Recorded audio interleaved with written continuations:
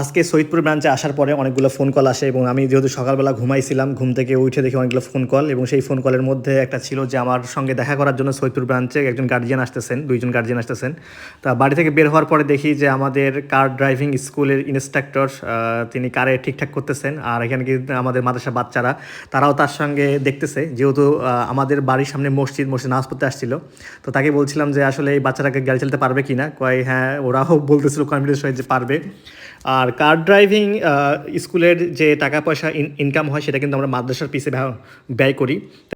সেখান থেকে আমাদের মাদ্রাসার হুজুরের সঙ্গে দেখা, হুজুরকে সালাম দেওয়ার পরে বললাম যে হুজুর কেমন আছেন, বাচ্চাদের সঙ্গে কেমন চলতেছে, কতজন বাচ্চা আছে। হুজুরও নামাজের পরে এখানে মসজিদের মধ্যে এটা হচ্ছে হুজুরের ঘর থাকার জন্য। সেখান থেকে ইনস্টে চলে আসলাম তাড়াতাড়ি, যেহেতু আজকে আমার অনেক কাজ আছে। এবং আজকে যেহেতু শনিবার এবং এই মাদ্রাসার এবং আমাদের যে ইনস্টিটিউট ওইটা একখানে, এটা এখন হচ্ছে গেট হবে, গেটটা শুধু বাকি আছে, গেটটা করার জন্য দুইটা পিলার তোলা হয়েছে। তো সামনে এটা গেটটা সুন্দর করে করব, এটা আমাদের একটা নিয়ত আছে। এবং মাদ্রাসা এবং ইনস্টিটিউট ওইটা একখানে আছে, ভবিষ্যতে আমাদের যে প্রতিষ্ঠানটা বড় হবে সেটা এখান থেকে বের হয়ে সামনে আসবে। এবং আমরা আরও পরিকল্পনা করতেছি যে আমাদের এই মাদ্রাসা এবং ইনস্টিটিউটে বড় করার জন্য। এবং এখানে ঢুকতেই আমি দেখতে পারি যে মাদ্রাসা বাচ্চারা দুপুরে খাওয়ার খাচ্ছে। তা যদি এরা হচ্ছে একই সঙ্গে খায়, এখানে খাওয়া দাওয়া হাঁটি করা আছে এবং মাদ্রাসা এবং ইনস্টিটিউটের ছাত্ররা সবাই মোটামুটি একসঙ্গে খাওয়া দাওয়া করে এবং এখান থেকে খাবার নিয়ে নিয়ে সবাই খাওয়া দাওয়া করে। এবং এই রুমগুলোর ভিতরে আমাদের মাদ্রাসা বাচ্চারা থাকে এবং আমাদের যে মসজিদ আছে মসজিদের মধ্যে তারা আরবি তেলাওয়াত করে। এই সময় হুজুর চলে আসে, হুজুরকে বলে হুজুর দাওয়াত দিবেন না আপনি, যে আপনি খাওয়াবেন না আজকে দুপুরবেলা চলে আসলাম। এবং আমি কিন্তু আসলে খাইও নাই, খাওয়ার কথা ছিল কিন্তু ওনাদের ট্রেন চলে যাবে এবং আমাদের যে স্টুডেন্টরা আছে তারাও খাওয়ার টাওয়ার নিচ্ছে যে খাওয়ার জন্য। এবং আমাদের ইনস্ট্রাক্টর রাকিব, সেও কিন্তু খাবারটা খুব সুন্দরভাবে বাটি বাটি পরিবেশন করতেছে। এবং এখান থেকে আমাদের স্টুডেন্টরাও খাওয়ার জন্য রেডি। এরা হচ্ছে আমাদের বর্তমান রানিং ব্যাচের স্টুডেন্ট, যারা বিভিন্ন জায়গা থেকে আসছে, দেশের বিভিন্ন জায়গা থেকে এসে এখানে কোর্স করতেছে। এবং এখানে আমাদের মনোমুগ্ধর পরিবেশ, সবাই কিন্তু নিজের আপন মতো করে নিজের বাড়ির মতো থাকতে চায়। তো এখানে আসার পরে তাদের সঙ্গে দেখা এবং তার বড় ভাই, ওনাদের বড় ভাই আমাকে ফোন করেছিল, উনি ড্যাফোডিল ইউনিভার্সিটিতে থাকে, ফোন করেছিল স্যার আমরা যাচ্ছি একটু দেখেন। তারপরে ওনাদের সঙ্গে কথা বললাম যে উনিও 5 বছর ধরে এই সেক্টরে অর্থাৎ ইন্ডাস্ট্রিয়াল ওয়ারিংয়ে কাজ করেন এবং এখানে রানা আছে, সবাই মিলে আমরা নাস্তা পানি করলাম এবং তাদের সঙ্গে মত বিনিময় করলাম। এবং তারা বললো যে আমার কাছে খুব ভালো লাগছে, অনেক ভিডিও দেখছি এবং কোর্স সম্পর্কে তাকে ব্রিফ করলাম যে আমাদের ঢাকাতে যেভাবে কোর্স করানো হয় সেমভাবে কিন্তু আমাদের সৈয়দপুরেও কোর্স করানো হয়। এবং কোর্স ফিটা কম হওয়ার মূল কারণ হচ্ছে যে আমরা এখানে সব কিছু আমাদের নিজের। দ্বিতীয়ত তাদের কোর্স নিয়ে কথাবার্তা পড়া চলাকালীন চলতে থাকে এবং সে জানায় যে যারা আসবে তারা আমার ভাতিজা এবং তারা দুইজনের যমজ। তা আমি তখনই মনে পড়লো যে আমাদের বর্তমানে একজন রানিং স্টুডেন্ট আছে যে গত 2 মাস ধরে কোর্স করতেছে, অলরেডি 3 মাসে সে রানিং। এবং তারাও যমজ ভাই, এক ভাই হচ্ছে সাইটে কাজ করে এবং ডিগ্রিতে লেখাপড়া করে, দুইজন লেখাপড়া করে সেম। তাই একজন বাসায় আছে কাজ করার জন্য, অর্থাৎ ইলেকট্রিক কাজ করতেছে, আর একজন কোর্স করতেছে। এই কোর্স করে যাওয়ার পরে আরেকজন আসবে কোর্স করতে। এবং আমাদের বইগুলো দেখানো হলো এবং তাদের কোর্স ফি সম্পর্কেও তাদের সঙ্গে আলোচনা করা হচ্ছে। এবং তারাও খুব অভিভূত যে আসলে এটা পরিবেশটা খুব সুন্দর লাগছে এবং মনোরম পরিবেশ। এবং ওনারা আসছেন সান্তাহার থেকে, তা শুধুমাত্র আমি আসছি এটা জেনেই ওনারা চলে আসছে এবং ওনার যে আরও একজন গার্জিয়ান যিনি আমাকে ফোন করে বলছিলেন ওনাকে পাঠাইছেন। তা নেক্সট মাসের শুরু থেকে ইনশাল্লাহ 1 তারিখ থেকে তারাও চলে আসবে এবং কোর্স শুরু করবে, এটা কনফার্ম হয়ে যায়। এবং আমাদের কোর্স ফিগুলো মোটামুটি ঢাকা ব্রাঞ্চের থেকে অনেকটাই কম এবং এখানে সুযোগ সুবিধাগুলো অনেকটা বেশি, যেহেতু আমাদের সব কিছু নিজের। এবং এই মুহূর্তে আমাদের যে সবগুলো কোর্স আছে সেই সবগুলো কোর্সে চলমান এবং রেফ্রিজারেশন এয়ার কন্ডিশনিং কোর্সটা এখানে চলমান। এবং তাদের খুব ইচ্ছা যে রেফ্রিজারেশন এয়ার কন্ডিশনিং কোর্স করবে। এবং এই রেফ্রিজারেশন এয়ার কন্ডিশনিং কোর্স যদি আমরা করতে চাই তার আগে কিন্তু আমাদের হাউস ওয়ারিং অর্থাৎ ইলেকট্রিক্যাল ওয়ারিং সম্পর্কে জানা দরকার। তো তাদেরকে আমি সাজেস্ট করলাম প্রথমে যে আপনারা হাউস ওয়ারিং কোর্সটা করেন, তারপরে হচ্ছে আপনি অন্য কোর্সে যান।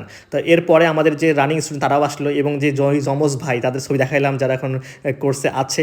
এবং উনিও ওনার মোবাইল থেকে বের করতেছে যে তারাও সেম যমজ, তারা লেখাপড়া একটু কম করতে চায়, তো সেম যমজ এবং তাদেরও ছবিগুলো বের করে দেখাইলো যে তারাও যমজ। তা ভালোই হবে যে 2 যমজেই এখানে এসে কোর্স করবে, আমার কাছে খুব ভালো লাগছে। এর মধ্যে আমাদের আজকের যে শনিবারে আমাদের মাদ্রাসার বাচ্চাদের দুপুরের পরে হচ্ছে আমাদের প্র্যাকটিক্যাল ক্লাস হয়, অর্থাৎ কারিগরি শিক্ষার ক্লাসটা প্রতি সপ্তাহের শনিবার জোহরের নামাজের পর থেকে আসর নামাজ পর্যন্ত সেই ক্লাসটা হয়। তারাও চলে আসছে এবং ওনাদেরকে আমি গার্জিয়ানদেরকে বিদায় দিলাম, যেহেতু আমাদের ক্লাস শুরু হবে, গার্জিয়ান বিদায় দিলাম এবং তাদেরকে দেখাইলাম যে থাকার ব্যবস্থাটা খুব মনোরম এবং সিলিং করা, খুব ঠান্ডা পরিবেশ, খুব সুন্দর পরিবেশ, ফ্যান ট্যান সব কিছুই আছে এবং সবাই একসঙ্গে থাকে লেখাপড়া করে। এবং যারা এখান থেকে থেকে গেছে তারাও বলতে পারবে যে খুব ভালো একটা পরিবেশে তারা এখানে করার সুযোগ পায়। এবং আমাদের মাদ্রাসার বাচ্চা যেহেতু আছে ক্লাস, এবং আজকে হচ্ছে সুইচ বোর্ডের ওয়ারিং ছিল, তা রানা সুইচ বোর্ড ড্রয়িং করে লাইট কানেকশনগুলো দেখছিল এবং ড্রয়িং বোর্ডে যে কানেকশন করবে। তা আমিও আজকে বললাম যে যেহেতু আমিও আসি, দেখি তোমরা কতটুকু শিখছো। এবং এর ফাঁকে আমাদের যে হাউস ওয়ারিং কোর্সের যে স্টুডেন্টগুলো আছে তাদেরকে বললাম যে তোমরা কি ক্লাস করছো, যে আমরা স্যার গতকাল করছি হচ্ছে আর্থিং টেস্টিং, তোমরা আজকে টেস্ট দেখাও। তো তারাও আমাদের আর্থিং এখানে টেস্ট করতেছে, টেস্ট দেখাচ্ছে যে আমাকে কত কী হয়েছে, এবং মার্শাল্লাহ তারা অনেক ভালো শিখছে। এবং শিখতেই হবে, কারণ এখানে এসে না শিখে যাওয়ার আসলে উপায় নাই। কারণ আমরা বলি যে আমাদের এখানে একবার আসলে যতক্ষণ আপনি না শিখবেন ততক্ষণ আপনি এখান থেকে যেতে পারবেন না। তা তারা আর্থিং টেস্ট করতেছিল, আর্থিং রেজাল্টও ভালো পাইছি। এবং এরপরে ওরা আবদার ধরে যে স্যার আমরা বাইরে একটা পোল আছে, এই পোলের মধ্যে একটা আর্থিং করা আছে, সেই আর্থিংও টেস্ট করবো। আমি চলো তাহলে এটাও টেস্ট করি। তা সেইটাও তারা অ্যারেঞ্জ করলো, কানেকশন করলো আর্থ টেস্টার দিয়ে কানেকশন করে। এখানে যে আর্থিং যে রেজিস্ট্যান্স পাইলাম সেটা দেখে তো আমার মাথায় পুরো খারাপ হয়ে গেল, যে আসলে আর্থিং রেজিস্ট্যান্স অবাক করা। প্রথমে 20 দিলাম, 20 দেওয়ার পরে পাইলাম না, আরও বেশি দিতে হবে 200 পাইলাম না, তারও দিলাম হচ্ছে 2000 রেঞ্জে। 2000 রেঞ্জে দিয়ে যখন টেস্ট করতেছি তখন পাইলাম 788 ওহম। তার মানে হচ্ছে এই আর্থিং থাকা না থাকা আসলে সমান। তা এই জন্য আর্থিং অনেক ভালোভাবে করতে হবে। আর্থিং খুবই ইম্পর্টেন্ট সেফটির জন্য, কারণ আর্থিং ছাড়া কিন্তু আমরা সেফটি পাবো না।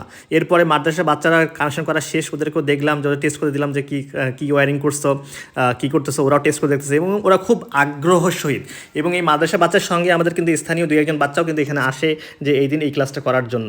তা আমরা চেষ্টা করি আমাদের মাদ্রাসা বাচ্চাদের সকালে আরবি পড়ানোর, তারপরে হচ্ছে 10টা থেকে 12টা পর্যন্ত বাংলা ইংলিশ পড়ানোর, এবং বিকালে হচ্ছে আমাদের কোর্স, বিকালে আরও আরবি পড়ানোর। এরপরে আমাদের আরেকটা প্রোগ্রাম আছে, এখানে আমরা ফ্রি কিন্তু সেবা দেই। আপনাদের বলছিলাম ডায়াবেটিস পরীক্ষা, প্রেশার পরীক্ষা।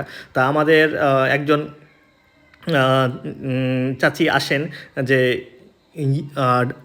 প্রেশার পরীক্ষা করার জন্য।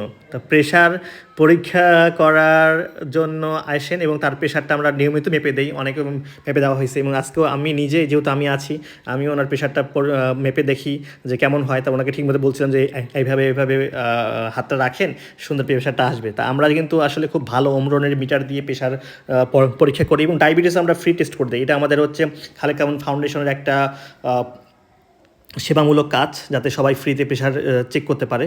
তা ওনার প্রেশারটা চেক করতেছি, এই মুহূর্তে আমার মোবাইলে একটা মেসেজ আসে। মেসেজটা দেখে আমি অভিভূত হয়ে যাই যে আমার একজন লেখছে যে আপনাদের ভিডিও, যখন আমি ChatGPT জিজ্ঞাসা করলাম যে সিসিটিভি ক্যামেরা সম্পর্কে জানতে চাই, ChatGPT আমাকে অ্যান্সার দিয়ে এবং আপনাদের ভিডিও দেখা দিল যে এখান থেকে জানতে পারবেন।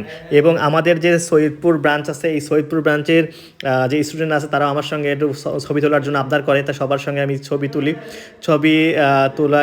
এবং সবাই এক এক করে আসে ছবি তুলে। এবং ওই পাশে বাচ্চারাও কাজ করতেছিল, খুবই ভালো লাগতেছিল। তো ব্যস্তময় একটা দিন শেষ করলাম এবং সবার সঙ্গে এবং সুন্দরভাবে আমাদের সৈয়দপুর ব্রাঞ্চের কার্যক্রমগুলোও দেখলাম। এবং সবচেয়ে ভালো লাগে যে মাদ্রাসা বাচ্চারা যখন ছোটো ছোটো বাচ্চারা এই ওয়ারিংগুলো করতে পারে, তখন এটা আস্তে আস্তে যদি এখান থেকে থাকে 4-5 বছর পরে এরা কিন্তু অনেক দক্ষ হয়ে তৈরি হবে, এবং তারা দিনের সেবার পাশাপাশি নিজের দক্ষতা অর্জন করে কিন্তু সামনে আগাতে পারবে। তা সর্বোপরি সবাই ভালো থাকবে।